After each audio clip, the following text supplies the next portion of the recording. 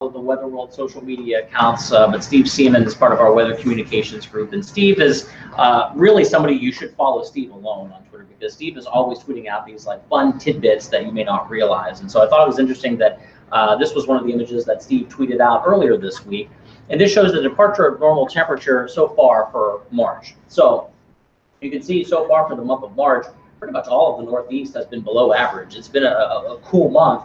And Steve mentioned that, you know, March is kind of one of those months where it's either cooler than average, or if you recall back to 2012, was what he kind of dubbed the Torch Fest. I recall actually working in 2012. I was situated in Maine, and that March we broke temperature records, you know, when we went all the way up to, I think, 82 or 83 degrees in March. So that typically doesn't happen. Of course, this year has been the complete opposite. So I thought that was interesting to note.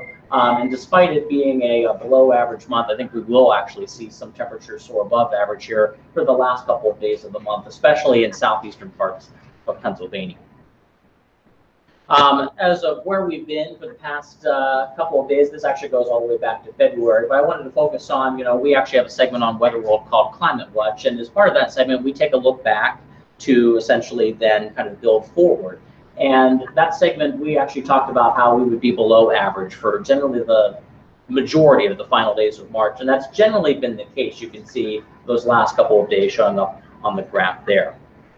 I also, whenever I make my forecast, I try to get a good perspective on a lot of other things to think about. You know, so one of them that we've been seeing, I don't know if you've looked at the GOES satellite imagery recently, but we've been pointing out the ice cover that's still visible over parts of Lake Erie. Now, of course, today we've got clouds overhead, so you can't really see the ice, but you can see right now Great Lakes total ice cover is still holding steady at about 24%, and generally this is what we've been seeing a lot of on the satellite imagery, with the ice cover still situated over parts of Erie.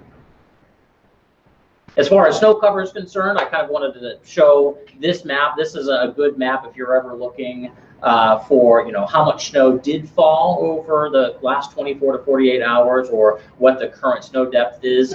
This is the NOHRSC. This is an awesome site that we've used quite a bit this winter, just to kind of give a visual perspective of where there's still snow cover. And not much is showing up in Pennsylvania. This interactive map, you actually have the ability to zoom in, and still seeing, not surprisingly, some good snow cover across parts of Maine. They had a you know, near record-breaking, if not record-breaking, snow year in Caribou. I don't know if you follow the National Weather Service office on Caribou, but of course the snow covered their windows looking outside. So they're not quite as deep, of course, now with some of the snow melt, but still looking at quite a bit of snow in Maine. And for the most part, not much in terms of snow cover remaining at all at this point in Pennsylvania.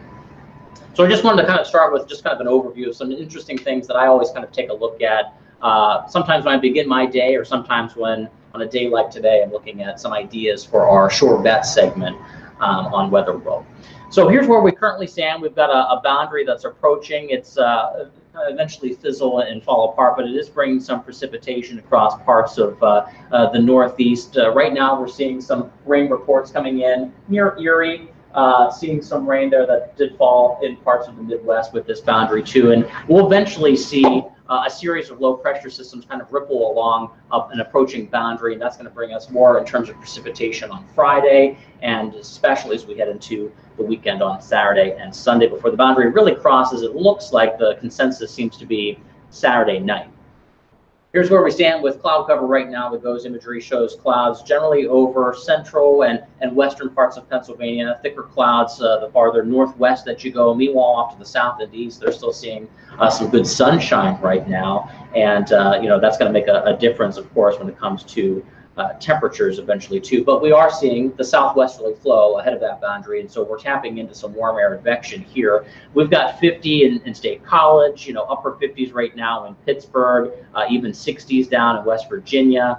And actually that's a pretty big contrast. I always like to take a look at the 24-hour temperature change, because in terms of, you know, what is the message of the day as you step outside, of course, this is noticeable. You know, it wasn't quite as cold last night, and we're already seeing that that warmth begin to build with the warm air advection ahead of that front. A look at different surface obs, across New England, reveals it's a fairly weaker boundary here, but we're eventually going to see it kind of get its act together a little bit more as we step through time, and it's going to actually kind of do a little bit of jogging back and forth as we head through the next couple of days. So it actually is going to kind of cross parts of northwestern Pennsylvania, jog a little bit farther northwest before eventually it does sweep through with that. With the passage there expected to be on Saturday night. But I did want to show some of the standard models here on the E-wall. Now, it's interesting to note that the GFS model, this is actually the latest 12Z run of that GFS model, and it is still actually faster with the FROPA than what the Euro and the Canadian have been fairly consistently showing. So here we are as we step through the day. We've got, kind of a lighter southerly flow, still pulling in some of that warmer air, precipitation possible there northwest, and perhaps spreading into parts of central Pennsylvania into the day on Friday. But I think generally most of the precipitation is going to be concentrated in western parts of the state. I think it's going to be kind of another cloudy day, as most of the models have been hinting at for tomorrow. And as we head into Saturday here, notice the wind barbs down below with the placement. See it? I guess you can't see my mouse as much. Sorry, I didn't realize you could see my mouse as much as I thought you could. So that boundary there is going to play a big difference, I think, between what we're going to see as far as temperatures are concerned, southeast versus northwest. So whenever I was actually forecasting, we have a segment on Weather World called Sure Bets, where we say something interesting about the weather. And one of the interesting things I was saying for Saturday is that I think there's going to be quite a temperature contrast between northwestern parts of Pennsylvania versus southeastern parts of Pennsylvania. So of course we've got the warm air advection ahead of the front. Several of the models for the past couple of days have actually been hinting at those temperatures southeast potentially climbing into the 70s here. So as we head into Saturday, you can see they're hinting at lower 70s down towards the state capital region.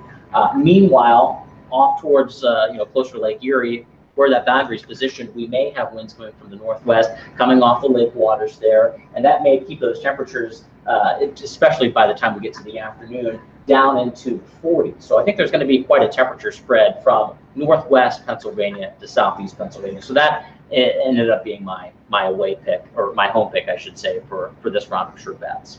Anyways, going back to what some of the forecast models have been showing, I think it looks like, over the next couple of days, at least heading through the end of this work week at least, we're probably going to see unsettled weather continue into tomorrow. With the positioning of that boundary, you can see it'll kind of jog a little bit farther south, and so actually it'll likely be cooler across the northwestern and northern tier really of the state tomorrow. But notice how warm it's going to be southeast, maybe even some breaks of sunshine. Most of the precipitation, again, I think concentrated west, or at least, as you can see here, maybe into that north parts of Pennsylvania tomorrow. And then by the time we get to the overnight hours, heading into Saturday, that boundary does take a jog north again, off to the northwest. So it looks like on Saturday, and the models have been fairly consistently showing this, that it's not going to be a washout of the day on Saturday. With that boundary, we're going to see ripples of low pressure kind of riding right along that. And it looks like most of the precipitation as we begin the weekend is probably going to be concentrated across the western half of the state. By the time we get to the overnight hours, that's when we see the FROPA taking place. Again, this is the 12Z GFS. And with that FROPA, maybe some pockets of some moderate rainfall there indicated on the GFS, and some of the other models too have been showing some pockets of moderate rain. By the time we get to Sunday, notice, the front has crossed during the overnight hours. It's generally off to our east by the time we get to 12Z.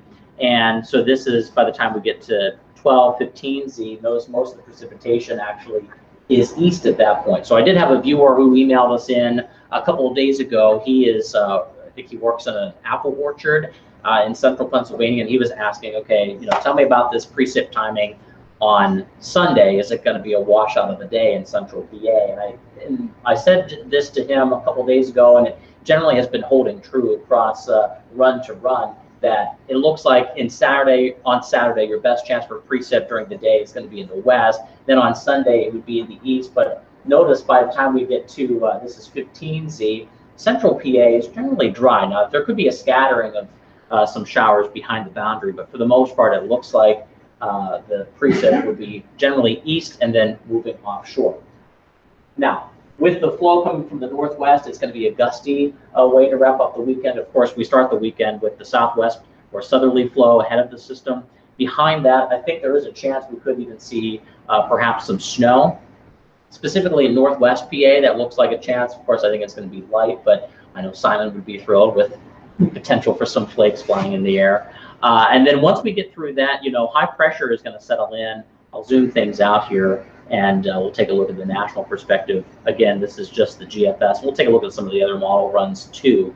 But once we get through Sunday, we've got a big bubble of high pressure. I think that's going to begin to make its way from the central part of the U.S. and eventually northeast. So actually my away pick for sure bets today was focused on the central part of the country. So of course you've heard about the flooding going on in Nebraska and Iowa along the Missouri River. I mean, devastating flooding there. I think they will see a respite from the rain with that area of high pressure, generally from the tail end of the weekend into the beginnings of the work week. And that high is going to make its way northeastward here. So we're probably going to see a good dry stretch here, I think, into Monday.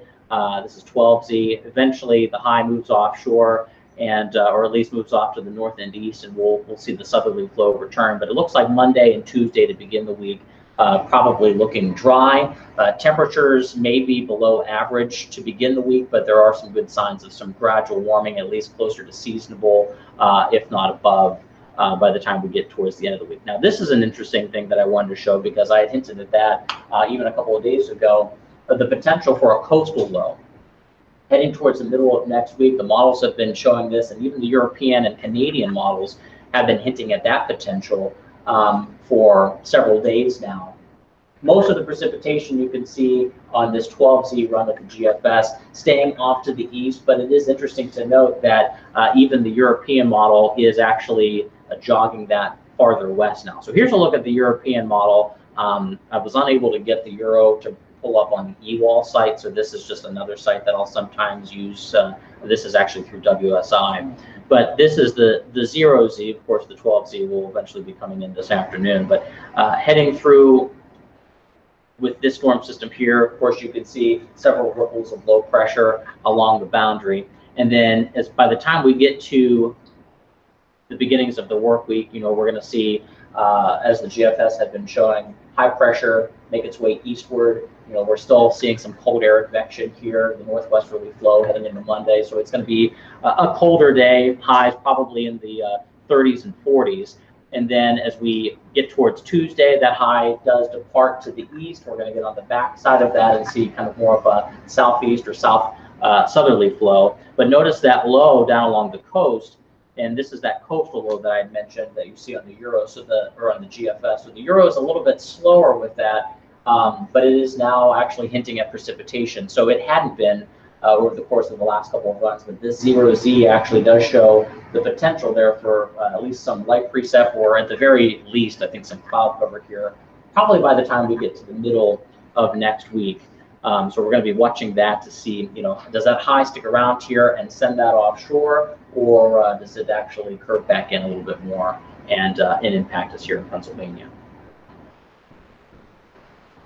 So anyways, there's we do have a week boundary. We're going to be watching this boundary kind of evolve over the course of the next 36 to 48 hours, eventually kind of stalling out, and as I mentioned, ripples of energy kind of riding along that boundary before eventually it does cross.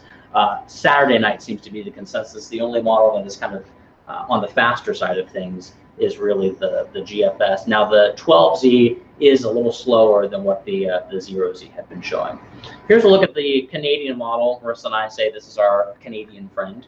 And I'll sometimes look at this just to kind of, see what it's showing. Does it kind of match up with the idea? And like we talked about, potential still there for some precip. Now this is actually a little farther north and east, but I think generally the idea is still the same for precip in western and northern parts of Pennsylvania, maybe north of I-80 during the day tomorrow. That boundary kind of does its jog northwestward. And here we are on Saturday. I think, you know, it's doing a pretty good job of basically showing what some of the others were. Mostly dry, particularly in eastern Pennsylvania during the day, the faux pas at night, and then of course eventually high pressure settling in and dry for the first few days of the work week. Now, I don't know if we can zoom out here a little bit and see kind of what the 12Z Canadian shows with the coastal low potential. It looks like it is also off to the east, but still worth watching as we get towards the middle of next week. Let's see. As far as temperatures tonight, probably not going to drop as far, you know, with the cloud cover, some of the low-level moisture. I think we'll probably see those lows generally in the maybe a few upper 30s, but generally 40s seem to be a pretty good consensus. Tomorrow, you know, with the precip generally west and north, it'll be cooler there with the placement of the front. Meanwhile, you know, some 60s have been consistently showing up across the south.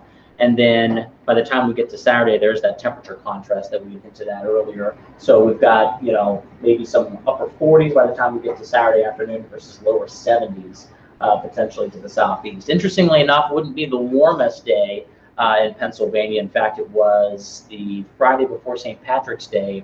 I think I remember seeing 77 in both Pittsburgh and Philly that day. So it wouldn't be the warmest, but still 70s for the end of March, something to take note of. And then getting cooler by the time we get to next week. I'm not sure if I was able to get my national blend of models to show up on here or not. It may not have. Yeah, it may not have showed up. So that's generally what I had for the forecast discussion, but I, as a good broadcaster, always has in their back pocket a tease for something. And so I wanted to tease to all of you who are here today for the forecast discussion that Weather World is open. We have an open policy for you to come down and watch the show at any point in time. So we always film every day at 4:30. Feel free to stop down. An open invite extended to all of you to see us give the forecast to Pennsylvania.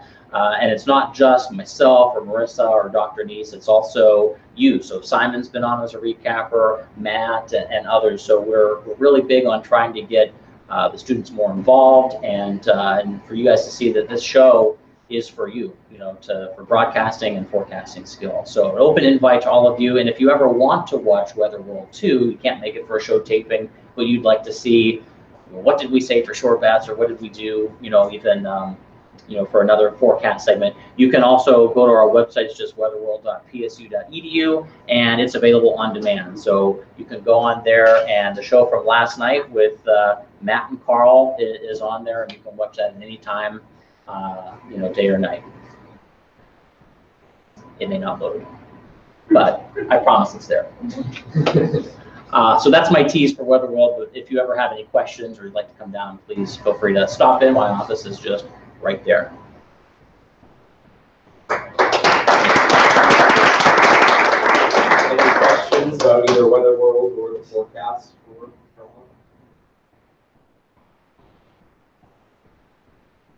Okay. Thanks for having me. Thanks, Rob.